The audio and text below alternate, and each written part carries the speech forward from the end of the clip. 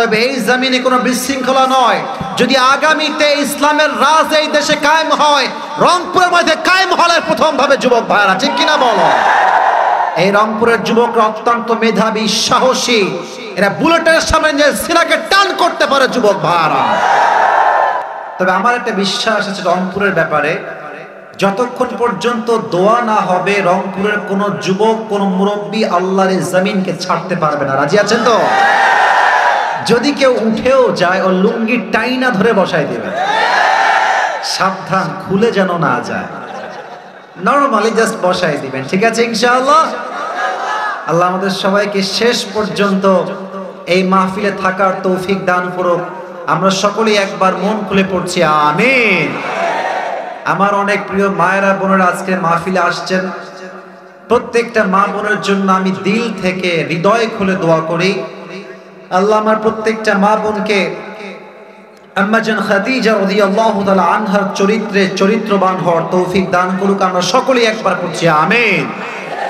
তো আমি আজকে ভূমিকায় বেশি কথা বলতে চাই না, টাইম ইজ টু শর্ট।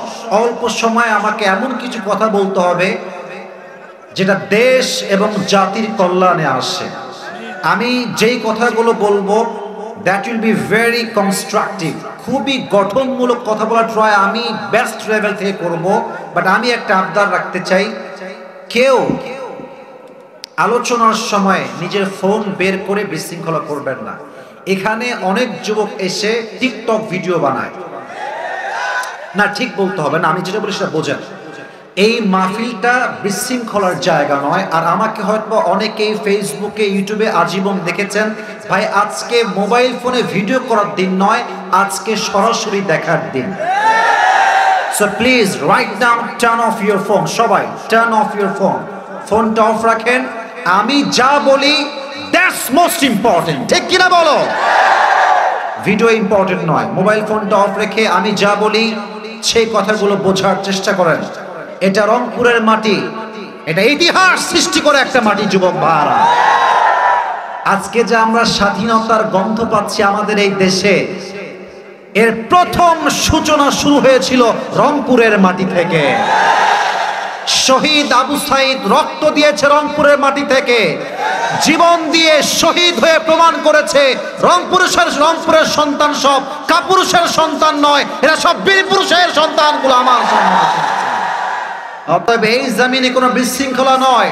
যদি আগামীতে ইসলামের রাজ এই দেশে কায়েম হয়, রংপুরের মধ্যে কায়েম হলে প্রথম ভাবে যুবক ভাইরা, ঠিক কিনা বলো? এই রংপুরের যুবকরা অত্যন্ত মেধাবী, সাহসী, এরা বুলেটের সামনে যে সিনাকে টান করতে পারে যুবক ভাইরা।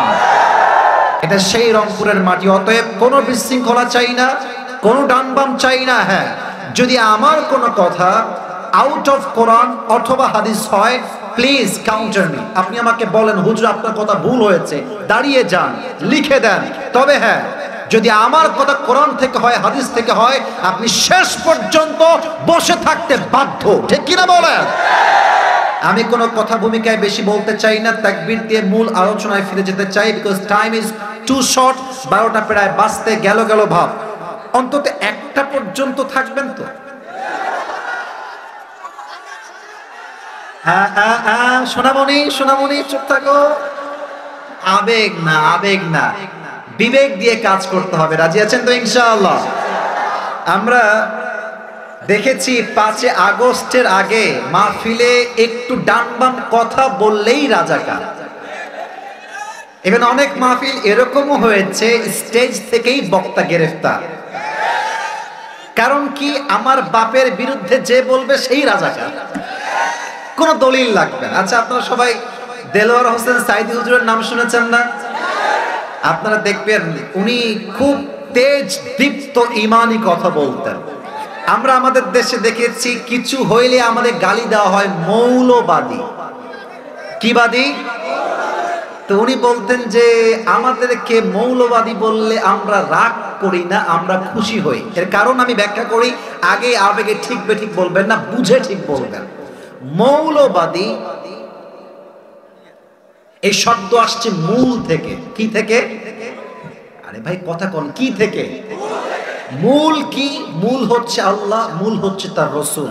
মূল কি? মূল হচ্ছে আল্লাহ, মূল হচ্ছে তার কোরআন। তো আমাদেরকে যারা মৌলবাদী বলে গালি দাও, তারা হচ্ছে আগাবাদী। আচ্ছা কোন রংপুরের ভাইরা, আগার শক্তি বেশি না গোড়ার শক্তি বেশি? এবার কোন আগায় আছে তারা যারা আমাদেরকে মৌলবাদী বলে গালি দেয়, আর গোড়ায় আছে 18 কোটি মানুষের হাতের শক্তি। উনি বলতেন বেশি বাড়াবাড়ি কইরো না, আগায় আছো আগায় থাকো, নহয় 18 কোটি মানুষ একটা ঝাঁকি মারবে, মামুর বাড়ি দিল্লি গিয়ে পড়বা, দিল্লি গিয়েই পড়েছে। অতএব আমরা কোনো আগাবাদী না, আমরা মূলবাদী। এমন জায়গায় আঘাত করব বাতিলের বাস্তব কেঁপে যাবে যুবক ভাইরা। বলে আমরা কি আগাবাদী না মূলবাদী? আপনারা সবাই মূলবাদী হতে পেরে খুশি না বেজার? সকলে একবার মন খুলে পড়েন আলহামদুলিল্লাহ। আচ্ছা ভাই, কোন দলের সঙ্গে আমাদের কোনো বিরোধ বা মারামারি, শত্রুতা, হিংসা আছে? আমরা সবাইকে ভালোবাসি, ইভেন আমরা আওয়ামী লীগের ভাইদেরকেও ভালোবাসি। আমি কিছু ঠান্ডা মাথায় কথা বলছি, একটু ভালো করে বুঝে নেন। এই দেশে ইসলামের রাজ কায়েম করতে হলে কাউকে পায়ের নিচে পদপিষ্ট করে নয়, বরং হাতে হাত মিলে ইসলামের রাজ কায়েম করতে হবে, দিন কায়েম করতে হবে আল্লাহর এই জমিনে। ঐক্যবদ্ধতা লাগবে। এখন দেখেন, আমি বঙ্গবন্ধুর যারা আদর্শের সৈনিক, I respect everyone, we really respect everyone। আমাদের কথা একটা আমরা অবজারভেশন করে বলছি, কিছু কিছু ভাই আওয়ামী লীগের ভাইয়েরা বঙ্গবন্ধুর নাম যেই পরিমাণ জিকির করেছেন, আল্লাহর নাম রসুলের নাম সেই পরিমাণ জিকির করলে মনে হয় আল্লাহর জান্নাতটা ওয়াজিবই হয়েছে। খালি বঙ্গবন্ধু, এই একটা কথা মনে পড়েই গেল, বলবো নাকি বলবো না? আচ্ছা বাদ দেন, বলবো না, বাদ দেন। না, ওই এক লোক আসছে বিদেশ থেকে বাংলাদেশে। কোন দেশে? আরে ভাই কথা কোন দেশে? তো এসে আমাদের একটা বিভাগ আছে না, নাম হচ্ছে চট্টগ্রাম, নাম শুনছেন? কি গ্রাম গো ভাই, কি গ্রাম? আবার কোন গ্রাম? চট্টগ্রাম। তো উনি নেমে কামিং ব্যাক টু ঢাকা, তো দেখছে যে বঙ্গবন্ধু বিশাল বড় একটা টানেল। বলছে ভাই তোমরা এত গরিব, তাও এই টানেল বানাইছো তোমরা, এই টানেলের নাম কি? তো বলছে ভাই এটার নাম হচ্ছে বঙ্গবন্ধু টানেল। বলছে wow, amazing, excellent, let's go to Dhaka, ঢাকার দিকে চলো। তো ঢাকায় যখন আসছে, এসে দেখছে বিশাল বড় বড় ফ্ল্যাট, বিশাল কারবার, এত বড় বড় ফ্ল্যাট দেখে বলছে ভাই what is the name of this place, এই জায়গার নাম কি? বলছে এই জায়গার নাম হচ্ছে বঙ্গবন্ধু অ্যাভিনিউ। বলছে মাশাআল্লাহ, লুকিং গ্রেট, এক্সেলেন্ট, চলো সামনের দিকে যাই। সামনের দিকে আসছে, দেখছে বিশাল বড় একটা খাম্বা। কিবা বলেন ভাই, কিবা? বিশাল বড় খাম্বা, চতুর্পাশে লাইট, লাইট অ্যান্ড লাইট, আলোকিত হয়ে আছে রাতের বেলা। বলছে ভাই এই জায়গার নাম কি? তো বলছে এই জায়গার নাম হচ্ছে বঙ্গবন্ধু স্টেডিয়াম। কি স্টেডিয়াম? বঙ্গবন্ধু স্টেডিয়াম। তো সে বলছে ভাই হোয়াটস হ্যাপেনিং হিয়ার, কি হচ্ছে এখানে? বলছে এখানে একটা ফুটবল টুর্নামেন্ট হচ্ছে, এটার নাম হচ্ছে বঙ্গবন্ধু গোল্ড টুর্নামেন্ট। বলছে মাশাআল্লাহ, ফুটবল খেলা, লেটস গো টু এনজয়, চলো আমরা সবাই এনজয় করি, খেলা দেখে আসি। তো রংপুরের ভাইরা একটু কথা বুঝে শুনে আমার উত্তর দেন, ওই খেলার মাঝে হার জিত আছে না? এত আস্তে কথা কইলে ওয়াজ করা যায় না, আছে না? এক দল জিতে তো এক দল হারে তো আরেক দল। তো লোকটা আসলে বঙ্গবন্ধু দলের লোক ছিল। তো সেই দিন আনফরচুনেটলি বঙ্গবন্ধু দল গেছে হেরে। তো দেখবেন যে যেই দল হেরে যায়, দর্শক এমন খেপে যায়, কেউ জুতাও মারে, কেউ ডিমও মারে, কেউ আবার ইট পাটকেলও মারে। কথা ঠিক আছে কিনা বলেন? তো লোকটার কপাল খারাপ, বঙ্গবন্ধু দল হেরে যাওয়াতে সবাই ওইদিকে মারছে ইট এমনি, তোর কপালে একটা লাগছে, লাগার সাথে সাথে অজ্ঞান হয়ে গেছে।